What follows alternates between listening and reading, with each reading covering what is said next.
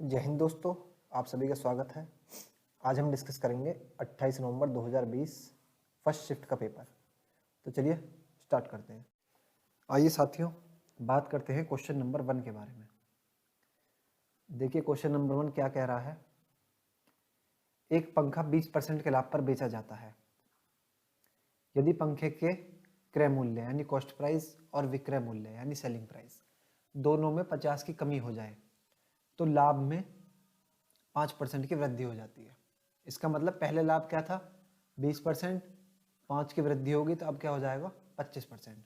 तो देखिए हम परसेंटेज का यूज़ करेंगे। हमें प्रॉफिट गिवन है पहले 20, अब गिवन है 25। तो 20% का मतलब आप सभी जानते हो 1/5 यानी कि CP/SP। पहले CP था 5 तो SP हो जाएगा 1 का प्रॉफिट लेकर 6। अब प्रॉफिट में जो है 5% की वृद्धि हो गई जब उनके प्राइस में हमने दोनों में 50-50 की कमी कर दी। तो प्रॉफिट हो गया 25% यानी कि 1/4। इसका मतलब CP 4 था तो SP 1 का प्रॉफिट लेकर ये हो गया 5। तो ये हमारे रेशियोज आ गए। अब देखो दोनों के बीच का अंतर, देखो 50 की कमी हो गई जबकि यहाँ पर कमी हो रही है 1 की, यहाँ पर कमी हो रही है 1 की, दोनों में सेम है। 1 की कमी हो रही है 1 की और 1 की, जबकि 1 बराबर क्वेश्चन में आपको गिवन है 50। ये कह रहा है ना यहाँ पर 50 की कमी की जाए दोनों में, तो हमारे अकॉर्डिंग हुई है 1 की कमी, क्वेश्चन के अकॉर्डिंग हुई है 50 की कमी। 1 बराबर 50 के 1 यूनिट की वैल्यू आ गई 50। अब आपसे जो पूछा जाए वो आप निकाल दो। क्या पूछ रहा है, पंखे का मूल क्रय मूल्य ज्ञात कीजिए। मूल यानी जो पहला था उसका ओरिजिनल कॉस्ट प्राइस क्या था, ओरिजिनल कॉस्ट प्राइस 5। तो 5 यूनिट की वैल्यू निकाल दो आप। 5 गुणा 50 तो ये कितना आ जाएगा 250। यानी जो पंखे की कॉस्ट प्राइस थी ओरिजिनल वो थी 250 रुपये। ऑप्शन नंबर ए ये आपका आंसर हो जाएगा। सवाल नंबर 2, 18,000 की धनराशि के लिए अर्धवार्षिक रूप से चक्रवृद्धि होने वाली 10% वार्षिक ब्याज दर पर 1.5 साल में प्राप्त होने वाला मिश्र धन ज्ञात कीजिए। अमाउंट पूछ रहा है आपसे, प्रिंसिपल अमाउंट आपका गिवन है, रेट गिवन है, टाइम गिवन है। तो देखिए ये कह रहा है अर्धवार्षिक रूप से, यहाँ पर दे दिया हाफ ईयरली कंपाउंडेड हो रहा है, तो इसका मतलब रेट क्या लिया जाएगा 5%, क्योंकि 10% वार्षिक है तो 5% हो जाएगा अर्धवार्षिक। अब 1.5 साल का पूछ रहा है तो 1.5 साल में हमारे कितने हो जाएंगे अर्धवार्षिक 3, तो यानी 5% 3 बार लेना पड़ेगा। अब 5% की फ्रैक्शन वैल्यू आप सभी जानते हो 1/20, यानी पहले साल अगर मूलधन 20 था तो अमाउंट हो गया मिश्रधन 21। सेम यही रहेगा अगली साल और सेम यही रहेगा अगले 6 महीनों के लिए।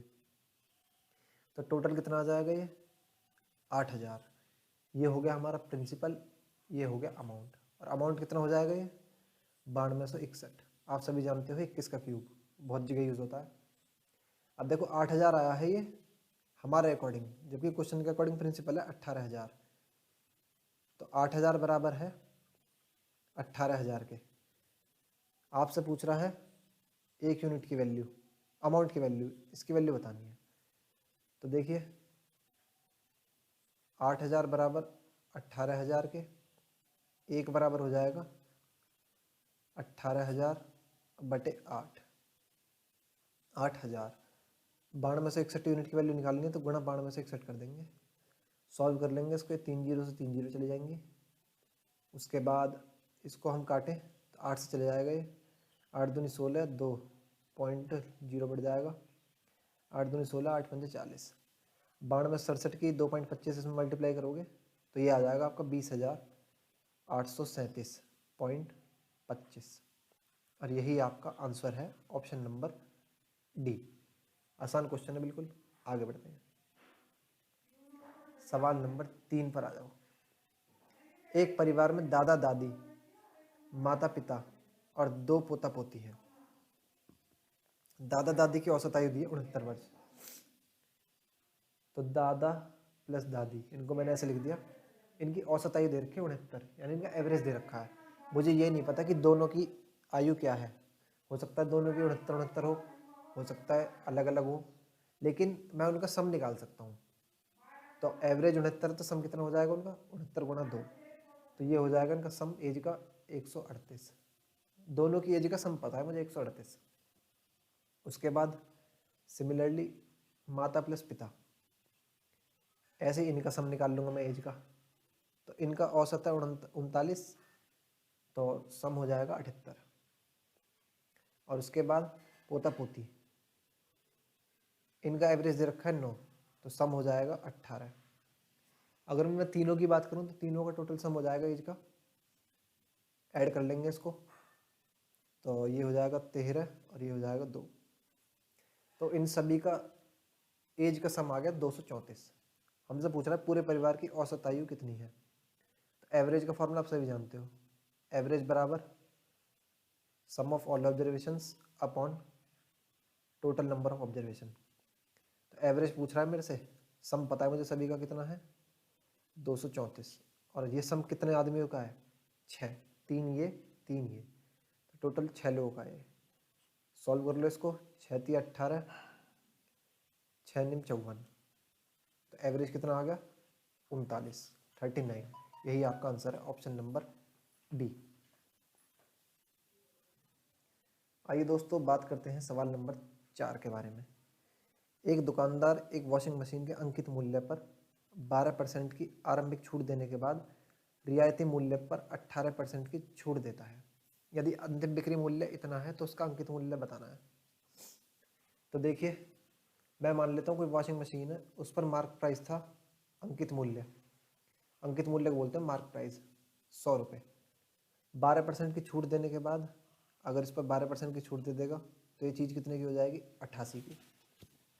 फिर कह रहा है कि छूट देने के बाद रियायती मूल्य पर भी 18% की छूट देता है, यानी ये जो रियायती मूल्य है, जो हमारा सेलिंग प्राइस आएगा, इस पर भी वो 12% की छूट दे देता है, 18 की और एक्स्ट्रा। तो अगर आप 88 का 18% निकाल लो, 88 में से 18% घटाओगे तो पहले हम 88 का 18% निकाल लेते हैं। ये मेरा पॉइंट में आएगा कुछ, ये 22, ये 25, और इसको मैं सॉल्व करूं तो ये पॉइंट लगा दिया, 25 अट्ठे 200 और 25 अट्ठे 200, ये आ गया 18 गुणा 0.88। तो इसको सॉल्व करोगे तो ये कितना आएगा, तो ये आ जाएगा 15.84, यानी कि 88 में से मैं माइनस के 15.84 ये माइनस कर दूंगा, 88 का 18% आ जाएगा 15.84। तो अब ये मूल्य फाइनल निकल के कितना आएगा, 88 में से ये माइनस कर दो आप, तो ये आ जाएगा मेरा लगभग 72.16, 72.16 आ गया, यानी चीज उसने इतने की बेची है। हमसे पूछ रहा है उसका आरंभिक अंकित मूल्य बताना है। तो देखो, अंतिम बिक्री मूल्य हमारे अकॉर्डिंग आया है 72.16, जबकि क्वेश्चन के अकॉर्डिंग दे रखा है 19,844। तो इसका मतलब 72.16 यूनिट की वैल्यू दे रखी है आपको 19,844 के, यहाँ से 1 यूनिट की वैल्यू निकल जाएगी 19,844 बटे 72.16। हमसे वैल्यू किसकी पूछ रहा है, उसका अंकित मूल्य। अंकित मूल्य क्या था 100, तो 100 की वैल्यू निकालनी है हमें। सॉल्व कर लोगे इसको तो ये मेरा उत्तर निकल कर आ जाएगा 27,500, और यही आपका आंसर है, ऑप्शन नंबर 4। आइए साथियों क्वेश्चन नंबर 5 की बात करते हैं। देखिए, इसकी हिंदी मुझे नहीं मिल पाई थी तो मैंने इसको इंग्लिश में टाइप कर दिया है। कह रहा है कि फॉर ए रेक्टेंगुलर बॉक्स, कोई आपके पास एक आयतकार डिब्बा है, what is the product of the areas of 3 adjacent faces that meet at a point. ये पूछ रहा है कि हमें उस पॉइंट का एरिया बताना है जहां पर कि 3 फेस रेक्टेंगुलर बॉक्स के एडजेसेंट, मतलब जो एक साथ हैं, वो आपस में मिलते हैं। तो देखिए, एक फेस तो ये हो गया, मैंने डायग्राम बना दिया है रेक्टेंगुलर बॉक्स का जहां पर मेरा पेन घूम रहा है। एक फेस मेरा ये हो गया जहां पर ये बी लिखा है ये वाला, और एक मेरा ये हो गया। तो आप देखो ध्यान से, ये देखो इस पॉइंट पर आकर मिल रहे हैं, ये पॉइंट है, तीनों एक पॉइंट पर मिल रहे हैं। आपसे पूछ रहा है कि इनके एरिया का प्रोडक्ट क्या होगा। तो देखो, अगर मैं बात करूं इस वाले फेस की जहां पर मेरा पेन घूम रहा है, ये देखो मैं चला ही देता हूं यहाँ पर थोड़ा थोड़ा डॉटेड, ये वाला फेस अगर बात करूं तो इसका एरिया कितना हो जाएगा L इंटू एच, इस वाले फेस का। तो इसका एरिया ये हो जाएगा L इंटू एच, इसकी ये लेंथ हो गई, ये ब्रेथ मान ली मैंने h, तो L इंटू एच हो गया। अब मैं बात करता हूँ इस वाले फेस की, जो ऊपर वाला है ये, जिसे हम ऊपर से देखने पर जहाँ पर ये डॉटेड है ये वाला, इसका एरिया क्या हो जाएगा? देखो ये है L और ये क्या है B, तो इसका एरिया हो जाएगा L into B, L into B. और उसके बाद देखो साथियों, आप देखोगे यहाँ पर ये वाला फेस जो है मेरा, ये वाला, इसका एरिया कितना हो जाएगा? ये B है, ये H है, तो इसका हो जाएगा B इंटू H। तो ये तीनों का एरिया निकल कर आ गया, तीनों इस पॉइंट पर मिल रहे हैं, तो इस फेस पर तीनों का एरिया निकल कर आ गया ये। अब देखो ये पूछ रहा है उनका प्रोडक्ट क्या होगा तीनों एरिया का, तो प्रोडक्ट पूछ रहा है, इसका मतलब इनकी आपस में मल्टीप्लाई ये इस तरह से करनी पड़ेगी। ये हो गए मेरे तीनों फेसिस का, तो इसी का एरिया पूछ रहा है ये प्रोडक्ट इनका। तो देखो L इंटू, इसको मैं खोल लेता हूँ ब्रैकेट को, तो सभी देखो गुणा में है, तो L देखो 2 बार है, H देखो 2 बार है, और B देखो B भी 2 बार है, तो इसका मतलब ये क्या हो जाएगा? L square into B square into H square, L square into B square into H square, या फिर इसको आप लिख सकते हो L into B into H इस पूरे का होल स्क्वायर। और यही आपका उत्तर है ऑप्शन नंबर सी। तो ये आपसे पूछा गया था सिंपल सा सवाल, इस तरह से आप इस सवाल को बहुत ही आराम से कर सकते हो। आइए साथियों बात करते हैं क्वेश्चन नंबर 6 की। टाइम एंड डिस्टेंस से क्वेश्चन है। क्या कह रहा है कि एक कार चालक ने एक निश्चित दूरी को किसी चाल से तय किया, यदि वह सामान्य चाल से 10 की तेज से चलता है। देखिए उसकी नॉर्मल स्पीड जो थी वो हम मान लेते हैं कि वो उसकी रही होगी s, हमें नहीं पता क्या थी, लेकिन अब क्या है, वो सामान्य चाल जो उसकी नॉर्मल है उससे 10 तेज चल रहा है, तो जो उसकी अब करंट स्पीड है वो क्या है, 10 ज़्यादा है नॉर्मल से, तो कितनी हो जाएगी? s plus 10। सेम यही कंडीशन मेरी रहेगी दूसरे केस में। फिर कह रहा है कि तो उसे वही दूरी तय करने में 55 मिनट का कम समय लगता है। देखिए स्पीड थोड़ी सी ज़्यादा बढ़ा दी तो जाहिर सी बात है टाइम कम लगेगा, क्योंकि स्पीड और टाइम हमेशा आपस में इन्वर्सली प्रोपोर्शनल होते हैं। यदि वह सामान्य चाल से 8 की धीमी चाल से चलता है, देखिए नॉर्मल स्पीड थी s, अब वो चल रहा है 8 धीमे, तो यानी s माइनस 8, तो उसको दूरी तय करने में समय ज़्यादा लग रहा है क्योंकि अब उसने स्पीड घटा दी, अब उसे लग रहा है 55 मिनट का अधिक समय, तो उसके द्वारा तय की जाने वाली दूरी बतानी है। तो देखिए टाइम एंड डिस्टेंस का बहुत ही इंपॉर्टेंट टाइप है, इससे सवाल बार बार बनते रहते हैं। तो देखिए इस सवाल को हम डायरेक्ट फॉर्मूले से करते हैं।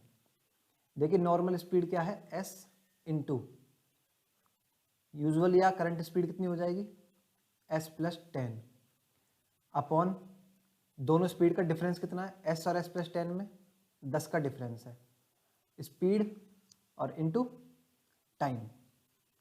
टाइम क्या हो जाएगा, 55 मिनट है, तो 55 मिनट 55/60 लिख लेंगे, इसको घंटे में कन्वर्ट कर लिया। अब देखिए डिस्टेंस तो सेम ही है, तो दोनों जगह जो स्पीड है वो हमारी बराबर रहेंगी। तो देखिए यहाँ पे स्पीड ये है, तो अगली जगह जो स्पीड इनटू टाइम है वो भी हमारा सेम रहेगा, जो स्पीड इनटू टाइम यहाँ पर है सेम वो वही रहेगा, क्योंकि डिस्टेंस हमारा सेम है। अब देखिए इस केस में क्या है, नॉर्मल स्पीड है s, लेकिन अब उसने चाल घटा दी 8, s माइनस 8, डिफरेंस आ गया दोनों का 8, और टाइम हमारा यहाँ भी सेम ही लग रहा है 55/60, 55 का वो आ रहा है डिफरेंस टाइम का। तो अब देखिए यहाँ से इक्वेशन को सॉल्व करना है दोनों को। ये देखो ये दोनों सेम है, दोनों तरफ कट जाएंगे, ये सेम है दोनों तरफ, ये कट जाएंगे, 2 चौके 8, 2 पंजे 10। अब यहाँ से आप क्रॉस मल्टीप्लाई कर लो, तो क्रॉस मल्टीप्लाई करोगे ये हो जाएगा 4s प्लस 40 बराबर 5s माइनस 40। इधर उधर ले जाकर सॉल्व करोगे तो ये आ जाएगा s बराबर 80, यानी कि हमारी जो नॉर्मल स्पीड है वो आ गई हमारी कितनी, 80 किलोमीटर पर आवर। अब इस स्पीड का यूज़ करके हम डिस्टेंस निकाल सकते हैं। तो देखिए अब आप इस स्पीड को कोई सी भी इक्वेशन पुट कर लो, चाहे आप इसमें कर लो चाहे आप इसमें कर लो, जहाँ पर कर्सर घूम रहा है, तो मैं इस वाली में कर लेता हूँ। तो स्पीड आ गई कितनी 80, और s प्लस 10 इसकी वैल्यू हो जाएगी फिर 90, 80 प्लस 10 90, डिफरेंस है 10 का, और टाइम 55/60। ये वैल्यू किसकी आ जाएगी, डिस्टेंस की। कुछ नहीं सॉल्व करना है, जीरो नीचे 2 जीरो हैं, ऊपर 2 जीरो कैंसिल, 2 तिया 6, 2 चौके 8, 3 तिया 9, 4 तिया 12, 12 गुणा 55 करोगे तो ये आ जाएगा मेरा 660, डिस्टेंस मेरी 660 आ जाएगी किलोमीटर में। और यही मेरे से पूछ रहा है, यही मेरा आंसर है, ऑप्शन नंबर बी। तो देखिए सिंपल, आपको ये वाला जो मेथड है ये आना चाहिए, आप इस मेथड से डायरेक्ट सवाल कर सकते हो। चलिए आगे बढ़ते हैं। Question number 7। अब देखो ये परसेंटेज का पास फेल टाइप वाला क्वेश्चन पूछ लिया आपसे पेपर में। आप प्लेलिस्ट में जाकर देखना, मैंने परसेंटेज आज से 1 साल पहले पढ़ाया है, तो उसमें वहाँ पर जाकर देखोगे आप pass fail type, same as it is question repeat हो गया है, बस केवल वैल्यू चेंज है, बिल्कुल same as it is question मैंने वहाँ पर करवाया हुआ है। आसान क्वेश्चन है, तो देखते हैं। एक परीक्षा में राधा ने 20% अंक प्राप्त किए और वह 10 अंकों से अनुत्तीर्ण हो गई। यानी राधा ने 20% नंबर प्राप्त किए टोटल, और वो जो है 10 नंबर से फेल हो गई। यानी अगर उसके 10 नंबर और आ जाते तो वो पास हो जाती। सीता ने 30% अंक प्राप्त किए जो उत्तीर्णांक से 20 अंक अधिक हैं। तो परीक्षा का पूर्णांक बताना है हमको। देखो मैं मान लेता हूँ, ये एक लाइन खींच देता हूँ मैं, ये क्या है मेरा पासिंग मार्क्स, ये हो गया मेरा क्या पासिंग मार्क्स। अब देखो राधा ने 20% अंक प्राप्त किए, राधा ने प्राप्त किए 20% नंबर, और उसके जो है पासिंग मार्क्स से 10 नंबर कम रह गए, यानी वो 10 नंबर से फेल हो गई। यही तो है इस चीज़ का मतलब, अगर यहाँ लाइन पर आ जाते तो पास हो जाती है, पासिंग मार्क्स से यहाँ से 10 नंबर कम रह गए। फिर अगले केस में कह रहा है सीता ने 30% अंक प्राप्त किए। मान लो ये सीता ने प्राप्त किए 30% अंक, और वो जो है उत्तीर्णांक से 20 अंक अधिक है, यानी पासिंग मार्क्स से वो 20 नंबर ज़्यादा है। यानी ये लाइन क्या है पासिंग मार्क्स है, और यहाँ से 20 नंबर ज़्यादा ले आई वो। तो परीक्षा का पूर्णांक बताना है। तो आप देखो दोनों के बीच में है डिफरेंस कितना आ रहा है परसेंटेज में, 50% का। और जबकि नंबर में देखोगे आप डिफरेंस, मैं कलर चेंज कर लेता हूँ ताकि आप इजीली समझ पाओ। जबकि आप नंबर में यहाँ डिफरेंस देखोगे तो -10 और +20 कितने का डिफरेंस है 30 का। तो इसका मतलब हमें पता चलेगा कि 50% बराबर है मेरे 30 नंबर के। यहाँ से 1% की वैल्यू निकल जाएगी कितनी 30/50। मेरे से पूछा है परीक्षा के पूर्णांक, परीक्षा के पूर्णांक बताने टोटल मार्क्स। तो टोटल मार्क्स कितने होते हैं अपने आप में 100% होते हैं वो। तो 100% की वैल्यू निकालने के लिए 30/50 गुणा 100 सॉल्व कर लेंगे इसको, तो कितना आ जाएगा ये। 1 मिनट दोस्तों, एक गलती कर दी है मैंने, 20 और 30 का बीच का डिफरेंस लोगे आप तो ये 10% होगा, ना कि 50। ये मिस्टेक हो गई। तो ये 10%, इसे 10 कर लो आप, ये मेरा 10 है। 10% बराबर है 30 के, नीचे डिफरेंस 30 का ऊपर 10 का है, ये 10 का डिफरेंस आ रहा है ना। तो 1% की वैल्यू कितनी हो जाएगी 30/10, 30/10। 100% की वैल्यू निकालनी है तो ये हो जाएगी 30/10 गुणा 100। 0 से 0 कैंसिल, 3 गुणा 100 करोगे तो ये आ जाएगा 300। क्या आ गए टोटल मार्क्स, यही पूछा है मेरे से पूर्णांक, ऑप्शन नंबर सी। बेहद ही आसान क्वेश्चन है।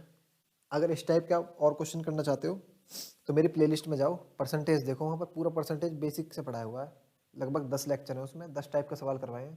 तो वहाँ पर जाकर आप पास फेल टाइप में देखोगे तो वहाँ पर मैंने इस तरह के कई क्वेश्चन करवाए गए हैं, जो लैंग्वेज घुमा घुमा कर मतलब क्वेश्चन किस प्रकार से पूछे जा सकते हैं, वहाँ पर जाकर आप चेक कर सकते हो। हम आगे बढ़ते हैं। आइए दोस्तों 8वां क्वेश्चन देखते हैं। 8,000 की धनराशि के लिए 12 पैसे प्रति रुपये प्रति माह। ये दोस्तों इस क्वेश्चन में इन्होंने मिस्टेक कर दी है, ये माह नहीं होगा, क्योंकि माह के हिसाब से अगर चलेंगे तो हमारा आंसर नहीं आएगा, ये प्रति वर्ष ही होगा, प्रति वर्ष। तो 12 पैसे प्रति रुपये प्रति वर्ष की ब्याज दर पर 6 वर्षों का साधारण ब्याज रुपए में ज्ञात कीजिए। अब देखो ये कह रहा है 12 पैसे प्रति रुपये, तो 12 पैसे प्रति रुपये, 1 रुपये में होते 100 पैसे। तो अगर आप 12 पैसे 100 पैसे पर लोगे, इसका परसेंटेज निकालोगे तो 100 से 100, ये मेरा 12% ही आ जाएगा। एक तरह से मुझे ये इन्होंने दर प्रतिशत दे दिया कि 12%, ये मेरा रेट हो गया, रेट निकल के आ गया, इन्होंने इनडायरेक्टली दिया यहाँ पर, तो यहाँ से मैंने रेट कैलकुलेट कर लिया 12%। अब आपसे पूछ रहा है कि इतनी ब्याज दर पर 6 वर्षों का साधारण ब्याज ज्ञात कीजिए। तो देखिए 12% क्या है, ये 1 साल का है, प्रति वर्ष है ना 1 साल का, तो ये 6 वर्ष का कितना हो जाएगा 12 गुणा 6 72%। 6 साल का हो जाएगा 72%। अब आपको धनराशि दी है 8,000। तो देखिए 72% का मतलब क्या होता है, इसका मतलब होता है 72/100। इसका मतलब 72 क्या है, ये SI, और 100 क्या है मेरा प्रिंसिपल यानी मूलधन। अब देखो मूलधन 100 बराबर किसके गिवन है, 100 किसके बराबर दे रखा है क्वेश्चन में, 100 बराबर दे रखा है आपको 8,000 के। ये 100 हमारे अकॉर्डिंग है, जब क्वेश्चन के अकॉर्डिंग दे रखा है 100 8,000 के बराबर। तो 100 से 8,000 जाओगे तो इसका मतलब क्या करना पड़ेगा आपको, गुणा 80। जब भी तो 8,000 जाओगे गुणा 80 करना पड़ेगा। तो इसका मतलब 72 में भी मुझे गुणा 80 करना पड़ेगा फिर। तो इसको मैं यहाँ पर लिख देता हूँ गुणा 80। तो 72 में गुणा 80 करोगे तो ये मेरा SI निकल कर आ जाएगा, साधारण बात, ये मेरे से पूछा है। तो सॉल्व कर लेंगे। 0 8 दूनी 16, हंस लगी 1, 56 और 1 57। तो SI कितना निकल कर आ गया मेरे, 5760 रुपये। यही आपसे पूछा है, यही आपका आंसर है, option number D. Simple question है, बस यहाँ पर इसी लैंग्वेज का खेल है, जो आपको ऊपर लैंग्वेज दी थी यहाँ से आपको इस लैंग्वेज का यूज करके आपको केवल यहाँ से रेट परसेंट निकालना था। रेट इन्होंने डायरेक्ट ना देकर इनडायरेक्टली दिया है। बस सवाल फिर मेरा सिंपल ही है, सीधा प्रिंसिपल का फॉर्मूला लगा दो आप, या तो उससे कर लो या डायरेक्ट परसेंटेज का यूज करो 72% का। चलिए आगे बढ़ते हैं। सवाल नंबर 9, वह बड़ी से बड़ी संख्या कौन सी है जिससे 397, 435, 5420 को विभाजित करने पर क्रमशः 6, 10 और 14 शेषफल बचता है। तो देखिए इस क्वेश्चन को करने की शॉर्ट ट्रिक, हम इसको शॉर्ट मेथड से करेंगे। देखो हमें कोई एलसीएम लेने की, कोई कुछ करने की जरूरत नहीं है, हमारे पास ऑप्शन अवेलेबल है 4। तो आप इस क्वेश्चन को ऑप्शन से कर सकते हो। तो पहले आप 397 उठा लो। आपको क्या बताना है, बड़ी से बड़ी संख्या, तो आप मान लो कि वो बड़ी संख्या है 21। तो अगर आप 21 से 397 को विभाजित करते हो तो क्या आपका शेषफल 6 बचता है, ये आपको चेक करना है। तो आप करके देखोगे 21 से 397 को, तो शेषफल 6 नहीं बचेगा, शेषफल ज़्यादा आएगा। तो इसका मतलब ये ऑप्शन एलिमिनेट हो गया। ऐसे ही फिर आप 15 को चेक कर लो। तो 15 से अगर आप 397 को विभाजित करोगे तो 6 शेषफल नहीं बचेगा, क्योंकि अगर आप 15 से किसी भी चीज़ को विभाजित करते हो तो उसमें लास्ट में या तो 0 आएगा या फिर लास्ट में 5 आएगा, लेकिन रिमाइंडर ला रहा है ये 6, तो रिमाइंडर भी या तो 5 आना चाहिए 0। तो इसका मतलब ऑप्शन नंबर बी भी नहीं हो सकता। सी से चेक करोगे तो 397 क्या मेरा 19 से विभाजित है, चेक कर लेते हैं एक बार। तो 19 दूनी 38, ये बचा 1 17, तो ना जाने की 0। अब देखो 19 गुणा 20 करोगे तो 380 हो जाता है, लेकिन यहाँ पर है 397, तो रिमाइंडर कितना आ रहा है 17, लेकिन मुझे चाहिए 6। तो इसका मतलब 19 भी ऑप्शन नहीं हो सकता, केवल एक ही बचा, तो यही मेरा राइट आंसर होगा। आप चेक करके भी देख सकते हो। 397 को अगर मैं 17 से विभाजित करूँ तो शेषफल मेरा 6 आना चाहिए। तो 17 दूनी 34, ये बचा 5, ये 7, 17 तिया 51। तो आप देखो 6 मेरा शेषफल आ रहा है, तो इसका मतलब यही मेरा करेक्ट आंसर हो जाएगा। बाकी मुझे आगे की चेक करने की जरूरत नहीं है, 445 और 5420 को केवल मैं एक ही चीज़ चेक करके इसी से आंसर निकाल सकता हूँ। केवल 15 से 20 सेकंड का सवाल है, इस तरह से आपको सॉल्व करना था ये। 10वें पर आ जाओ। एक बल्लेबाज ने 114 रन बनाए जिसमें 5 चौके और 9 छक्के शामिल हैं। ये उसने बाउंड्री से रन बना दिए सारे, 5 चौके मारे और 6 छक्के 9 छक्के। तो अगर मैं बात करूं 5 चौके तो ये कितना हो जाएगा 20 रन, 9 छक्के मारे तो ये कितना हो जाएगा 54 रन।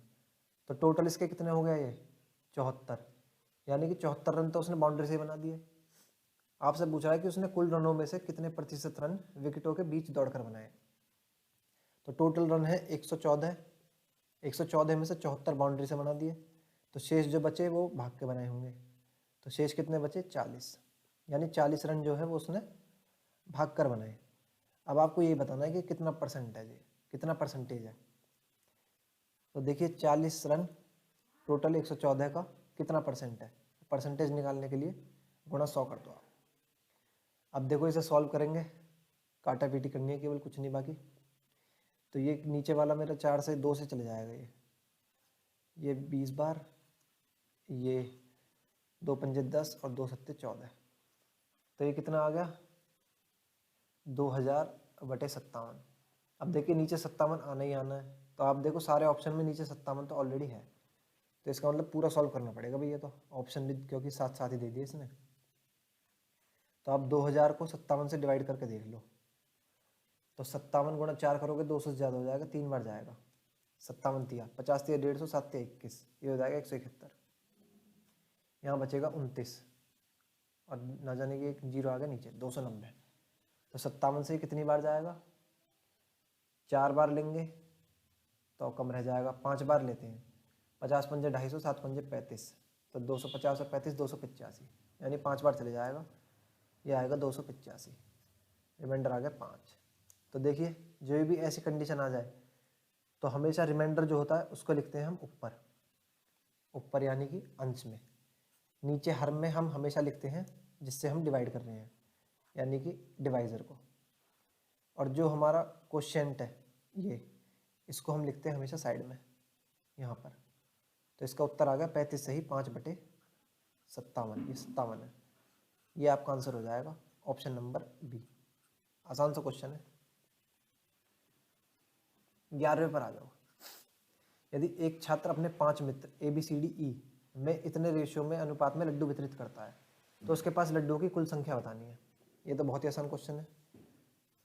देखो रेशियो लिख लो पहले आप, सिंपल, 1/2, 1/3, 1/4, 1/5, 1/7। अब देखो रेशियो यहाँ पर आपको अनुपात में दिए हैं सारे, तो पहले हमें क्या काम करना है, पहले ये जो उसमें है, सॉरी भिन्न में दिए हैं, बटे में दिए हैं, तो पहले हम बटे की संख्या को इसको ख़त्म कर लेंगे।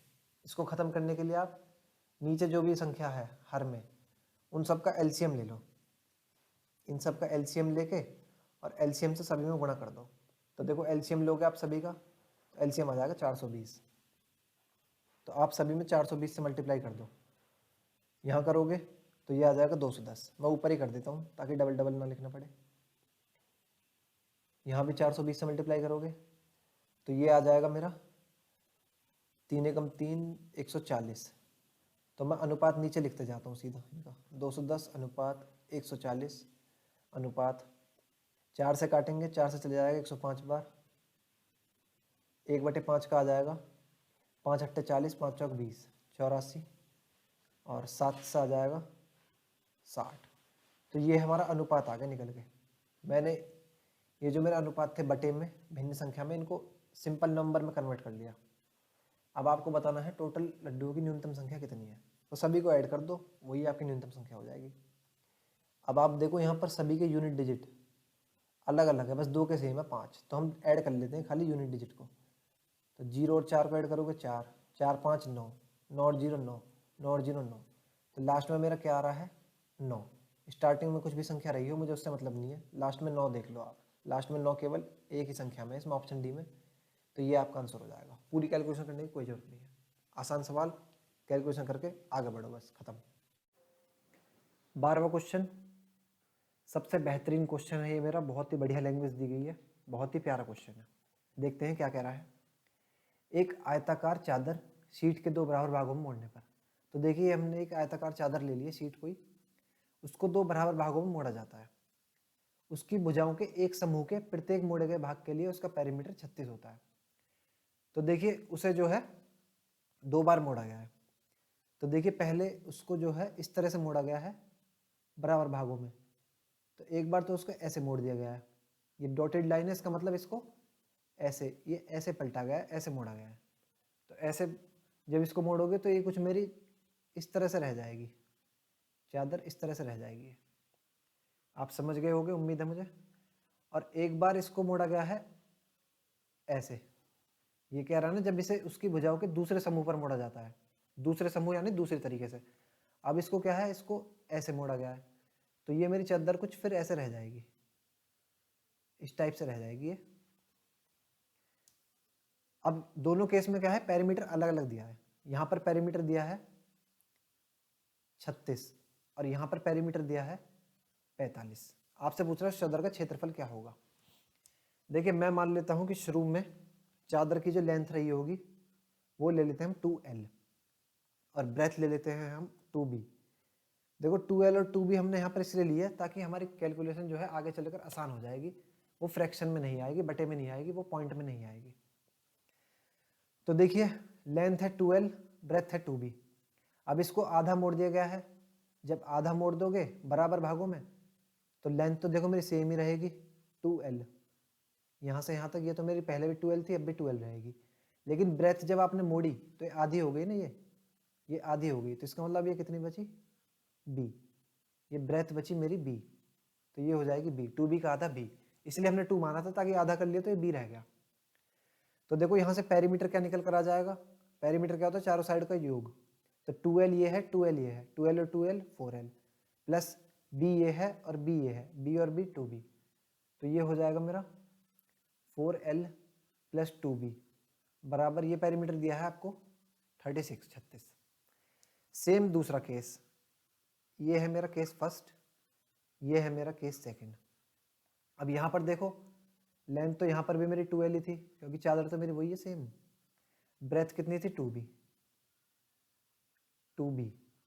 अब देखो चादर को इस तरह से मोड़ा है, यहाँ पर आधा ऐसे मोड़ दिया, तो इसका मतलब 2 बराबर भागों में मोड़ा है, तो ऊपर 2L है, तो ये आधी L रही होगी और ये भी आधी L रही होगी, L और L। तो इसका मतलब अब जो लेंथ हो गई है ये हो गई मेरी L, 2L का आधा L, और ब्रेथ मेरी आज भी उतनी है, तो ये मेरी 2B ही रहेगी।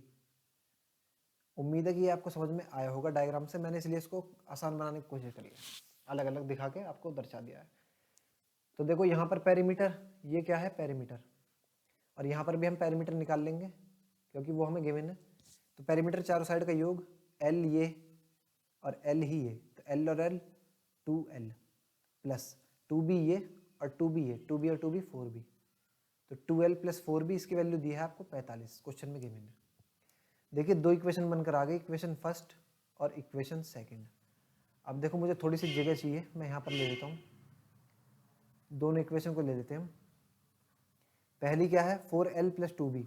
अब देखो अगर मैं यहाँ से इस इक्वेशन में, या चलो ऐसे ही लिख लेते हैं हम इसको, 4L प्लस 2B बराबर 36, ये पहली इक्वेशन है। दूसरी है 2L प्लस 4B बराबर 45। अब दोनों इक्वेशन को सॉल्व करना है। तो देखो अगर मैं दूसरी वाली इक्वेशन में 2 से गुणा कर देता हूँ, इसमें मैं 2 से गुणा कर दूंगा, कलर चेंज करता हूँ ताकि आप आसानी से समझो। और तो इसमें 2 से गुणा करोगे तो ये दूसरी इक्वेशन मेरी क्या बन जाएगी, 2 दूनी 4L प्लस 4 दूनी 8B बराबर 45 दूनी 90। अब मेरी इक्वेशन ये बन गई नई, न्यू इक्वेशन, और ये मेरी पहली है। तो अब मुझे खाली पहली वाली इक्वेशन और ये जो नई इक्वेशन बनकर आई है इससे मतलब है, बीच में क्या था इससे कोई मतलब नहीं है, उसको हमने चेंज कर लिया। तो देखो मैं क्या है सब्ट्रैक्ट कर दूंगा नई वाली इक्वेशन को पहली में से, तो यहाँ से देखो जो आएगा वो मैं यहाँ पर लिख देता हूँ। जब आप सब्ट्रैक्ट करोगे तो नीचे के साइन चेंज हो जाएंगे, जो प्लस है वो माइनस और जो माइनस है वो प्लस, तो यहाँ पर सारे प्लस हैं तो इसका मतलब सभी माइनस हो जाएंगे। तो देखो 4L और 4L ये कैंसिल हो जाएंगे, 2B और ये माइनस 8B, ये हो जाएगा माइनस के 6B बराबर 36 और माइनस के 90, तो 90 में 36 जाएंगे, ये बचेगा मेरा 54 माइनस का। तो ये वैल्यू आ गई, माइनस से माइनस कट जाएगा, 6 से 9 बार चले जाएगा, तो B की वैल्यू आ गई भाई 9। एक वैल्यू पता चल गई B की। अब इस B की वैल्यू को आप कोई सी इक्वेशन में उठा के रख दो, चाहे पहली में चाहे दूसरी में चाहे नहीं में। मैं पहली में रख देता हूँ इसको सिंपल, B की वैल्यू यहाँ पुट करोगे आप, यहाँ पर लिख देता हूँ मैं, put B in equation first.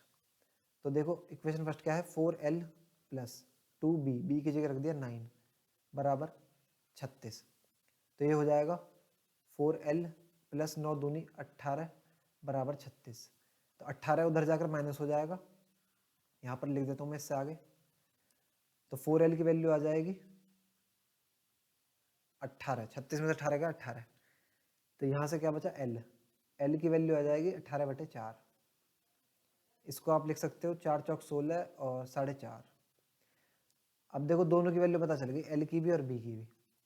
आपसे लास्ट में क्या पूछा है, उस चादर का क्षेत्रफल एरिया क्या होगा, इस पूरी चादर का। तो देखिए हमने स्टार्टिंग में इसका एरिया साइड क्या मानी थी 2L और 2B, तो एल की वैल्यू हमने निकाल ली 4.5, एल की वैल्यू यहाँ पर पुट कर दो आप 4.5, तो 4.5 गुणा 2 ये हो जाएगी 9। अब बी की वैल्यू कितनी है, ये 9, तो बी की वैल्यू यहाँ पुट करोगे 9 दूनी ये हो जाएगा 18। लेंथ और ब्रेथ निकल के आ गई। एरिया क्या होता है, एरिया ऑफ रेक्टेंगुलर शीट होता है लेंथ इंटू ब्रेथ। रेक्टेंगल का लेंथ है 9, ब्रेथ है 18, 18 निम्मा 162, तो ये आपका एरिया निकल कर आ गया सेंटीमीटर स्क्वायर। यही आपसे पूछा था इस क्वेश्चन में, ऑप्शन नंबर ए आंसर हो गया। तो देखिए बढ़िया सवाल था, लैंग्वेज समझनी थी केवल आपको, इसमें बढ़िया सवाल पूछा मतलब दिल्ली पुलिस ने। तो इस तरह से आपको इस सवाल को सॉल्व करना था। आप इसको कॉपी में नोट कर लेना ताकि आप आगे भी इसको ध्यान रहे। तो नोट करने का तरीका ये है, एक बार आप समझ लो वीडियो देखकर, दूसरा फिर आप जैसे जैसे मैंने स्टेप करे हैं, क्योंकि यहाँ पर थोड़ा जगह कम थी तो इसलिए वो हो गया, मतलब ज़्यादा भसड़ सी हो गई। तो मतलब जैसे जैसे मैंने कराया ना स्टेप के अकॉर्डिंग, तो आप पेन से उस तरह से लिखते रहना कॉपी के नीचे, क्योंकि आपकी कॉपी के नीचे तो स्पेस होगा काफ़ी। यहाँ पर मेरा स्पेस कम था तो मैंने इसलिए थोड़ा सा ऐसे होगा, मतलब गुजरा मुचड़ा था। तो आप अपने तरीके से इसको कॉपी में लिख लेना। चलिए आगे बढ़ते हैं। आइए बात करते हैं सवाल नंबर 13 के बारे में। इंग्लिश में है ये, मेरे पास हिंदी में मुझे मिला नहीं तो इंग्लिश में मैंने टाइप कर दिया। आसान क्वेश्चन है, समझ जाओगे आप। ए, बी और सी किसी काम को 10, 12 और 15 दिन में कर सकते हैं। हिंदी में मैं बोल देता हूँ। तो way in how many days can be do the work if he is assisted by A and C together on alternate days. Cycle वाला सवाल है। लास्ट में आपसे पूछ रहा है कि बी जो है वो एक दिन ए के साथ मिलकर और अगले दिन सी के साथ मिलकर काम करता है, तो काम कितने दिन में ख़त्म होगा। यानी कि सवाल का मतलब ये है कि एक दिन तो करेंगे काम मिलकर बी प्लस ए और अगले दिन करेंगे बी प्लस सी, फिर अगले दिन दोबारा बी प्लस ए, फिर उससे अगले दिन बी प्लस सी। तो आपको बताना है कि ये काम कितने दिन में ख़त्म होगा। तो देखिए ये मेरा साइकिल वाला सवाल है, एक साइकिल बन जाएगी इसमें। सबसे पहले हम टोटल वर्क निकाल लेते हैं, टोटल वर्क कितना है। तो टोटल वर्क अगर मैं बात करूं ए बी सी, इनका तीनों का एलसीएम ले लो, एलसीएम आ जाएगा 60। तो ए 10 दिन में करता है 60 काम, एक दिन में करेगा 6 काम। बी 12 दिन में करता है 60 काम, एक दिन में करेगा 5 काम। सी 15 दिन में करता है 60 काम, एक दिन में करेगा 4 काम।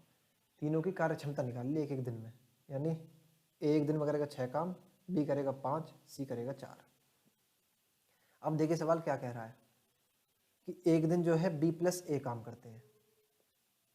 एक दिन तो भैया बी प्लस ए ये मिलकर काम करते हैं, तो बी प्लस ए मिल जाएंगे। तो ए एक दिन में कितना काम करेंगे, देखो बी करता है 5, ए करता है 6, तो ये कर देंगे 11 यूनिट काम।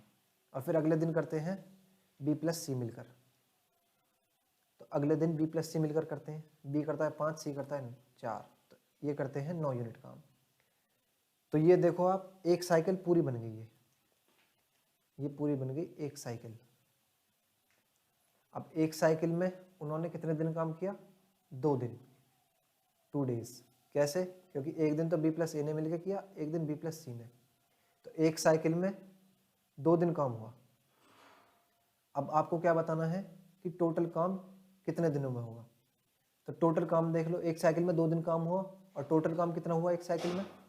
मैं इसको थोड़ा सा आगे लिख देता हूँ ताकि मुझे आगे स्पेस मिल जाए। इसको थोड़ा सा आगे करके लिख देता हूँ मैं। एक साइकिल में 2 दिन में कितना काम हुआ, 11 और 9 20 काम। तो 2 दिन में हो रहा है 20 काम एक साइकिल, तो टोटल काम कितना करना है 60। तो 60 काम कितने दिन में होगा, एक साइकिल में हो रहा है 20 काम, तो 60 काम कितने में होगा 3 साइकिल में। भाई एक साइकिल में 20, तो 3 गुणा 20 करोगे 60 आ जाएगा। अब 3 साइकिल में दिन कितने आ गए, 6 दिन, तो काम कितना हो जाएगा टोटल 60। यहाँ से उल्टा चेक कर लेंगे हम, उल्टा ऐसे। तो देखो काम हो गया 60, साइकिल हो गई 3 और दिन हो गए 6। मेरे को दिन ही निकालने थे कि टोटल काम कितने दिनों में हो जाएगा। तो कितने दिन में हो गए, 6 दिन में, यानी ऑप्शन नंबर सी। इस तरह से सवाल को करना था। आसान सवाल है, इस टाइप के सवाल जो है बार बार पूछे जाते हैं हर एग्जाम में। इनको बोलते हैं हम साइकिल वाले सवाल। हमारी साइकिल बन जाती है, तो हम साइकिल से जो डे को काउंट कर लेते हैं और डे से फिर वर्क को रिलेट कर लेते हैं। चलिए आगे बढ़ते हैं। सवाल नंबर 14 पर आ जाइए। बोर्ड मास सिंपल सवाल, तो देखिए बोर्ड मास रूल लगाना है हमें सिंपल। बोर्ड मास का मतलब BODMAS, bracket of divide multiply add subtract. तो ब्रैकेट तो कहीं भी है नहीं, ऑफ है। पहले ऑफ देख लेते हैं हम कहाँ कहाँ पर है, केवल यहाँ है ऑफ, इसका मतलब पहले ऑफ सॉल्व होगा। तो 4/5 डिवाइड, ऑफ को सॉल्व कर लेते हैं, ऑफ का मतलब होता है मल्टीप्लाई। 3 चौक 12, 10 निम 90, तो ये हो जाएगा 12/90। मैं इसकी बात कर रहा हूँ फिलहाल, इतने की। तो 4/5 डिवाइड 12/9 है, तो इसको 9/12 लिख लो आप, तो ये मल्टीप्लाई में आ जाएगा। अब देखो इसे हम सॉल्व कर लेंगे, ये 90 है, 10 निम 90, तो देखो ये 5 से चले जाएगा, कितनी बार, 5 एकम 5, 5 अट्ठे 40, 4 तिये 12, तो ये कितना आ गया, इसकी वैल्यू आ गई 18/3। इतने को सॉल्व कर लिया, इतने की वैल्यू आ गई 18/3। अब देखो आगे हम चलते हैं, डिवाइड वाला सॉल्व कर लेते हैं। तो डिवाइड वाला मेरा यहाँ पर है और ये यहाँ पर आ रहा है, तो इनको सॉल्व कर लेते हैं पहले, इनको सॉल्व करके इनकी वैल्यू निकाल लेंगे। तो 4/5 गुणा 10/9 डिवाइड 8/15 है, इसको अगर मैं उल्टा लिख दूँ 15/8, तो ये मल्टीप्लाई में आ जाएगा। अब देखो यहाँ से आसानी सॉल्व कर लोगे, 5 दूनी 10, 2 चौके 8, 4 से 4 कट गया, 3 तिया 9, 3 पंजे 15, तो कितनी आ गई वैल्यू ये 5/3। यानी अगर मैं बात करूँ इस पूरे को सॉल्व करके, ये मैंने वैल्यू निकाल ली अपनी 5/3। अब मैं इसको सॉल्व कर लेता हूँ डिवाइड को, तो 3/4 डिवाइड 1/2 है, इसको मल्टीप्लाई 2 कर दो, 2/1, तो ये हो जाएगा मेरा 3/2, इसकी वैल्यू आ गई 3/2। अब देखो मैंने सिंप्लीफाई कर लिया पूरा, 18/3 माइनस 5/3, और फिर आगे क्या है माइनस 3/4 प्लस के 3/2, ये आ गया मेरा। डिवाइड मल्टीप्लाई सबको सॉल्व कर लिया, खाली माइनस प्लस बच गया। अब माइनस प्लस आप आसानी सॉल्व कर सकते हो, एलसीएम ले लो सभी का, एलसीएम आ गया 12, तो ये कितना आ जाएगा, 3 चौक 12, 18 चौक 72, माइनस 3 चौक 12, 4 पंजे 20, माइनस 4 तिया 12, 3 तिया 9, प्लस 2 छिक्के 12, 6 तिया 18। सॉल्व करोगे 72 में से 20 गया 52, और 52 में से 9 जाएगा तो ये बचेगा 43। 43 और 18 जोड़ोगे तो ये आ जाएगा 43 और 18 हो जाते हैं मेरे 61, तो इसका आंसर आ जाएगा मेरा 61/12। यही मेरा आंसर है, ऑप्शन नहीं है इसमें गिवन, तो ये मेरा आंसर हो जाएगा। आप इसको सॉल्व कर सकते हो आसानी से, सिंपल बोर्ड मास रूल लगाना है, कैलकुलेशन है केवल इसमें, और कुछ नहीं है। अब देखो सवाल नंबर जो 15 है वो भी सिंपल बोर्ड मास का ही था, तो इसलिए वो मैंने यहाँ पर लिया नहीं है, वो आप आसानी से कर सकते हो, सेम ही टाइप का सवाल था, बिल्कुल ऐसा ही। सो आई होप कि वीडियो में जितने भी सवाल है टोटल 15, वो सारे मैंने आपको क्लियर करवा दिए, वो आपको समझ में आ गए होंगे। तो दोस्तों अगर आपको वीडियो अच्छी लगी है तो प्लीज़ वीडियो को लाइक ज़रूर करना, अगर अच्छी ना लगे तो डिसलाइक कर देना, कम से कम कुछ तो करना ताकि पता लगना चाहिए। साथ ही कमेंट करके बताना अगर कुछ भी आपको डाउट है। और ये PDF आपको चाहिए तो PDF का लिंक आपको डिस्क्रिप्शन में मिल जाएगा, और आप हमारे चैनल को सब्सक्राइब जरूर करें, ये सीरीज हमारी आगे ऐसे ही कंटिन्यू रहेगी। तो चलिए आज की इस वीडियो में इतना ही, बहुत बहुत धन्यवाद।